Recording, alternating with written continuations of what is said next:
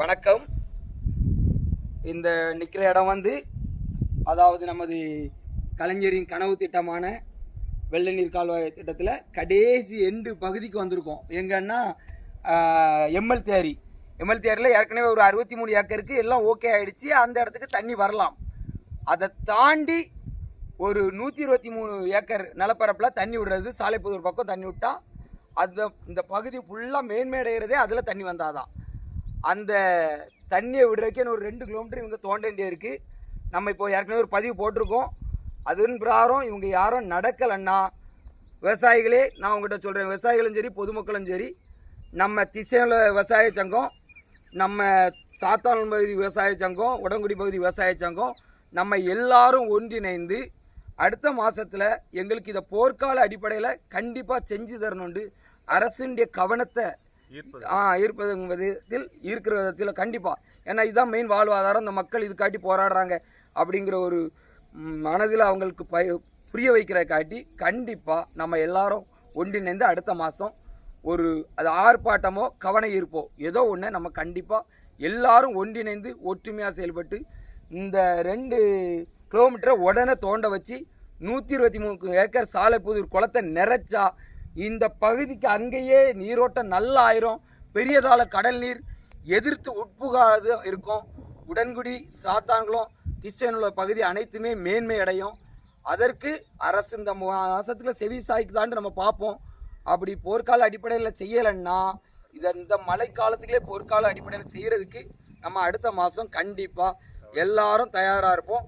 அரசின் கவனத்தை ஈர்க்குவதமாக ஒரு பெரிய கூட்டத்தை கூட்டி மக்கள் எங்களுடைய தேவை மெயின், சும்மா 1000 ரூபா 2000 ரூபா இதெல்லாம் எங்களுடைய அத்தியாவசிய தேவையில்லை. எங்களுடைய வாழ்வாதாரம், நீண்டகால வாழ்வாதாரமான நீர் வாழ்வாதாரத்துக்கு எங்களுக்கு முக்கியத்துவம் கொடுங்கிறத அவங்களுடைய கவனத்துக்கு கொண்டு வர்றதுக்கு நம்ம அடுத்த மாதம் ஒரு முடிவு எடுத்து ஒரு பெரிய அரசின் கவன ஈர்ப்பு கூட்டமாக ஒரு இது கண்டிப்பாக நம்ம முன்னிறுத்தி செய்கிறோம். அதுக்கு எல்லா தோழர்களும் ஒத்துழைக்கணுண்டு நான் நம்முடைய சாஸ்தாவிநல்லூர் விவசாய நல சங்கம் சார்பாகவும் எங்கள் சங்க தலைவர் மற்றும் செயலாளர் நம்மளுடைய துணைத் தலைவர் ரவிச்சந்திரன் அவர்கள் நாங்கள் இந்த இடத்த பார்வையிட்டு ஒரு கோரிக்கையாக வைக்கோம். நன்றி, வணக்கம்.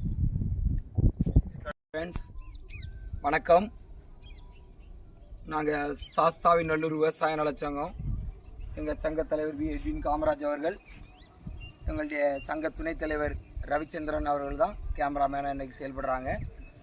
நாங்கள் இன்றைக்கி நிற்கிற இடம் வந்து நமக்கு அது கலைஞரின் கனவு திட்டமான கனடியன் அந்த திட்டத்தில் இது எங்கே சாலைப்புதூர் 123 ஏக்கர் ப்ராப்ளமாக இருந்த ஏரியா. இது ஒரு 63 ஏக்கருக்கு ஏற்கனவே போன தடவை தண்ணி வந்துச்சு, கொஞ்ச நாள்களில் வந்துச்சு. இந்த 123 ஏக்கருக்கு பாதையே இல்லாமல் ப்ராப்ளமாக இருந்து அது என்ன காரணம்னா ஒரு தனிநபர் கோர்ட்டில் போட்டிருந்தாங்க. அதை இப்போ பேசி வாங்கி இது பண்ண பிறகும் இந்த பாதை வந்து இப்போ ஒரு 2 மாதமாக ஒரு 1 கிலோமீட்டர் தோண்டியிருக்காங்க. இன்னும் 1 கிலோமீட்டர் அதுலேருந்தே அப்படி ஒரு 1 கிலோமீட்டர் தோண்டியிருக்காங்க. இந்த எண்டில் வந்து நிற்கி இன்னும் மக்களே இந்த எண்ட்லேருந்து என்ன 1 கிலோமீட்டர் போனால் தான் இந்த 123 2 கிலோமீட்டராவது போனால் தான் 123 ஏக்கர் அடைய முடியும். இந்த தடவை அந்த 123 ஏக்கருக்கு நமக்கு உபரி நீர் வந்து சேரலைன்னா நமக்கு என்ன துன்பம் இருக்குங்கிறத நான் சொல்கிறேன். என்ன துன்பம் இருக்குன்னா, நமக்கு வைரவம் தருவை புத்தந்தருவை அந்த வழியாக வர்ற தண்ணி வைரவம் தருவை நிறைஞ்ச பிறகு புத்தந்தருவைக்கு போச்சுன்னா புத்தந்தருவையில் கரைகளே இல்லாததுனால எல்லா இடத்துலையும் தண்ணி கடந்த மாதிரி சமமாக கடந்த மாதிரி கிடக்கு. அப்போ பட்டா நிலத்துக்குள்ளே போதுண்டு பட்டாதாரர் எதிர்ப்பு தெரிவிக்காங்க. அது ஒரு நியாயம்தான். அவங்களுடைய வாழ்வாதாரம் உண்மையான பட்டா நிலத்தில் இருக்கும்போது அது பாதிக்கப்பட்டால் அவங்க எதிர்ப்பு தெரிவிக்க தான் செய்வாங்க. அப்போ அப்படி ஒரு நிலை இருந்தால் அடுத்த தடவை அந்தால வர்ற உபரி நீர் 10-15 நாள் 20 நாளுக்குள்ள தண்ணி வந்து அது நிறைஞ்ச மாதிரி பட்டா நிலத்தில் போயிட்டுனா நிறுத்த சொல்லுவாங்க. அப்படி ஒரு நிலை வந்தால் அங்கே தண்ணி சுத்தமாக காணாதுங்கிறதான் அர்த்தம். அதனால் தயவு கூர்ந்து இந்த அரசு இந்த கனடியன் கால் திட்டத்தை, அதாவது கலைஞரின் கனவு திட்டத்தை இன்னும் கனவாகவே இருக்குது. அந்த கனவு மெய்பட இன்னும் முடியலை. அதனால் இந்த வருஷம் போர்க்கால அடிப்படையில் இன்னும் மழை என்னது அக்டோபர் நவம்பர் 2 மாதம்தான் இருக்குது. உண்மையாகவே இதே வேகத்தில் போனால் கண்டிப்பாக இந்த வருஷம் இந்த திட்டம் நிறைவேறாது.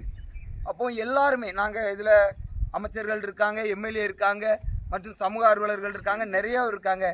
என்ன கோரிக்கை வைக்கணும்னா, இது எதற்காக இப்படி ஸ்லோவாக போகுது? ஒரு அரசு நினச்சா எந்த இதையும் எவ்வளோ பெரிய விஷயத்தையும் ஒரு போர்க்கால அடிப்படையில் ரொம்ப தீவிரமாக செய்யலாம். இது எங்கள் வாழ்வாதாரமான ஒரு மெயினான ஒரு பிரச்சனை. இதில் ஏன் இன்னும் அதிக கவனம் செலுத்தப்படவில்லை என்று ஒரு கேள்வி எழுப்ப வேண்டிய நிலையில் இருக்குது. ஏன்னா இதில் நம்ம சபாநாயகர் அப்பாவையாவோட இந்த திசையோட தொகுதிக்கு உட்பட்டு தான் இருக்காங்க.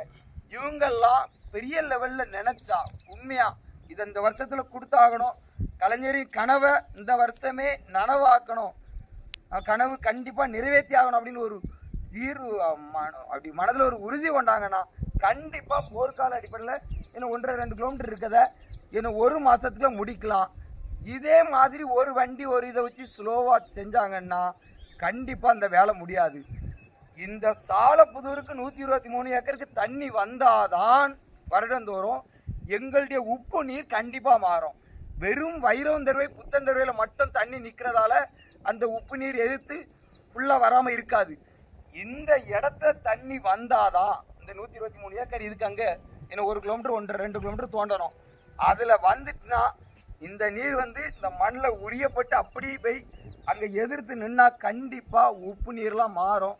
நம்மளுடைய விவசாய நிலங்கள் இன்னும் எக்ஸ்ட்ராடினரியாக கூடும், விளைநிலங்கள் எக்ஸ்ட்ரா வரும். ஏன்னா உப்பு ஏரியாண்டு நிறைய பகுதியில் இன்னும் விவசாயங்கள் பண்ணாமல் இருக்காங்க. ஏன்னா அந்த மண்ணில் முருங்கைகள்லாம் தென்னைகள்லாம் அவ்வளோவா வராது.